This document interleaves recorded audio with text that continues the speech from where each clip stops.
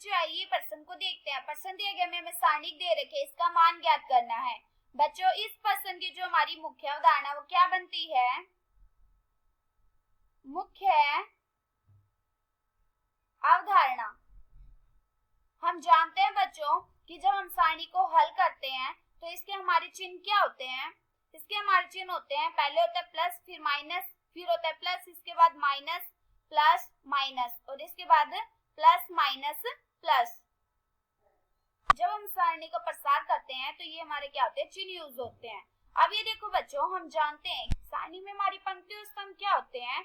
जैसे A11, A12 और यहाँ पे A21 और A22। ये हमारी क्या है? 2 गुना 2, मतलब 2 पंक्ति और 2 ही स्तंभ। कैसे हैं? ये तो होते हैं हमारी पंक्ति, पंक्ति नंबर 1, फिर पंक्ति नंबर 2, और ये होते हैं हमारे स्तंभ, ये होते हैं हमारे स्तंभ नंबर 1 और ये होता है हमारा स्तंभ नंबर 2। अब ये देखो, हमें इसका मान निकालना होता है। हम कैसे निकालते हैं?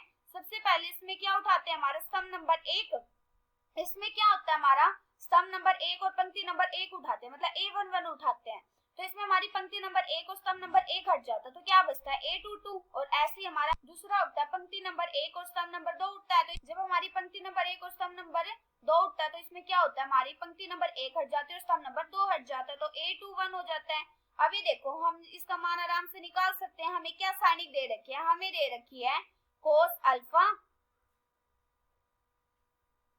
हमें दे रखा है कोस अल्फा गुणा में कोस बीटा, कोस अल्फा गुणा में कोस बीटा, और इसके बाद कोस अल्फा गुणा में साइन बीटा, कोस अल्फा गुणा में साइन बीटा, और इसके बाद हमें दे रखे माइनस के साइन अल्फा, माइनस के साइन अल्फा। और दूसरी पंक्ति में हमें क्या दे रखा? दूसरी पंक्ति में हमें दे रखा माइनस के साइन अल्फा, माइनस के साइन अल्फा ने साइन बीटा, और इसके बाद हमें दे रखा है कोस बीटा और 0, और तीसरी पंक्ति में हमें दे रखा है साइन अल्फा गुणा में कोस बीटा, फिर साइन अल्फा गुणा में साइन बीटा, और इसके बाद कोस बीटा। हम क्या करेंगे? हम इसे R2 के सापेक्ष में प्रसार कर देते हैं। इसका R2 के सापेक्ष में क्यों प्रसार कर रहे हैं? क्योंकि ये देखो, यहाँ पे हमारा क्या है? 0 है, जिससे हमारी क्या होती है? कैलकुलेशन आसान हो जाएगी। ऊपर वाला लेंगे तो ये ज्यादा बड़ा बन जाएगा। जहाँ पे हमारा 0 होता है उससे अगर हम हल करते हैं तो एक हमारा 0 बन जाता है, तो हमारी कैलकुलेशन आसान हो जाती है। अब हम क्या करेंगे? R2 के सापेक्ष इसका प्रसार कर देंगे। तो R2 के सापेक्ष में करेंगे तो इसके चिन्ह हम जानते हैं, क्या होगा? पहले माइनस, फिर प्लस, फिर माइनस, तो यहाँ से क्या आ जाएगा? यहाँ से आ जाएगा माइनस का, पहले माइनस होता है ना बाद, फिर माइनस के साइन बीटा, क्योंकि ये वाला उठेगा ना हमारा स्तंभ नंबर 2, स्तंभ नंबर 1 और पंक्ति नंबर 2, और इसके बाद अंदर क्या आ जाएगा? ये तो हट जाएगा। यहाँ से अंदर आ जाएगा कोस अल्फा गुणा में साइन बीटा, फिर माइनस के साइन अल्फा, और नीचे साइन अल्फा गुणा में साइन बीटा, और यहाँ पे कोस बीटा। कैसे हटा है? क्योंकि हमने R2 के सापेक्ष में लिया है, तो यहाँ पे क्या है? मतलब दूसरे के सापेक्ष में लिया है, तो इसका मतलब ये हमारी पंक्ति दूसरी हट जाती है, और क्या है? स्तंभ नंबर 1 हट जाता है। तो ये हमारे 4 बच गए ना, ये हमने इसमें लिख दिए। फिर क्या होता है? प्लस का, और इसके बाद क्या आता है? हमारी पंक्ति नंबर 2 और स्तंभ नंबर 2, तो क्या है हमारा? कोस बीटा, कोस बीटा, और अंदर क्या आ जाएगा? यहाँ पे हमारी स्तंभ नंबर 2 हट जाता है और पंक्ति नंबर 2 हट जाती है, तो ये हट जाएगा, अंदर आ जाएगा कोस अल्फा, कोस बीटा, फिर माइनस के साइन अल्फा, और नीचे साइन अल्फा गुणा में कोस बीटा, और इसके बाद कोस बीटा।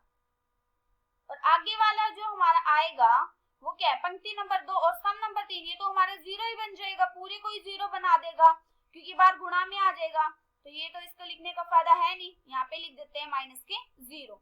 जब हम इसको हल करेंगे तो यहाँ से कितना आ जाएगा? हम जानते हैं इसको हल करने का तरीका, इन दोनों के आपस में गुणा, माइनस में इन दोनों के आपस में गुणा, और ऐसे ही इन दोनों के आपस में गुणा, माइनस में इन दोनों के आपस में गुणा। यहाँ पे कोस बीटा नहीं है, यहाँ पे क्या है? कोस अल्फा, तो यहाँ क्या आ जाएगा?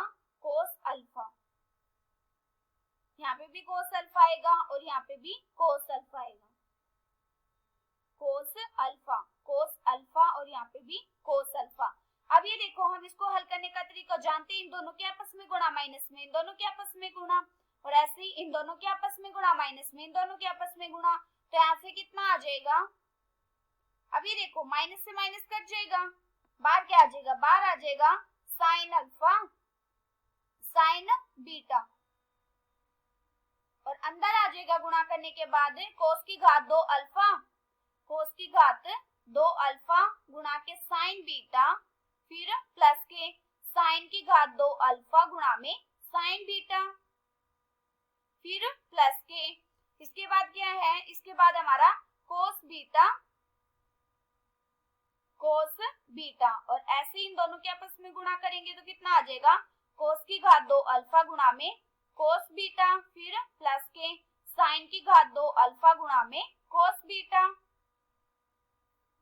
अब ये देखो यहाँ से क्या उभयनिष्ठ निकल रहा है इन दोनों फलनों से, साइन बीटा, और साइन बीटा को बाहर ले आएंगे तो ये क्या बन जाएगा, साइन की घात 2 बीटा, और अंदर क्या आ जाएगा, अंदर आ जाएगा कोस की घात 2 अल्फा, फिर प्लस के साइन की घात 2 अल्फा, और यहाँ पे प्लस। अभी देखो इन दोनों फलनों से क्या आ रहा है, कोस बीटा उभयनिष्ठ आ रहा है, तो बाहर लेके आएंगे तो क्या बन जाएगा, कोस की घात 2 बीटा, और अंदर क्या है, अंदर आ जाएगा कोस की घात 2 अल्फा, फिर प्लस के साइन की घात 2 अल्फा। हम एक सूत्र जानते हैं, हम जानते हैं कि साइन की घात 2 थीटा प्लस की कोस की घात 2 थीटा बराबर होता है 1 के। अब ये देखो कोस की घात 2 अल्फा प्लस में कोस की घात 2 अल्फा है, तो यहाँ से क्या आ जाएगा, हमारा 1 हो जाएगा और ये भी 1 हो जाएगा। यहाँ से कितना आ जाएगा, यहाँ से आ जाएगा साइन की घात 2 बीटा गुणा के 1, फिर प्लस के कोस की घात 2 बीटा गुणा के 1। यहाँ से कितना आ गया, यहाँ से आ गया साइन की घात 2 बीटा, फिर प्लस के कोस की घात 2 बीटा, तो ये भी हमारा क्या बन गया 1, यहाँ पे क्या आ गया 1। ये हमारा क्या आ गया उत्तर। आशा करती हूँ कि बच्चों आप सबको समझ आया होगा। धन्यवाद।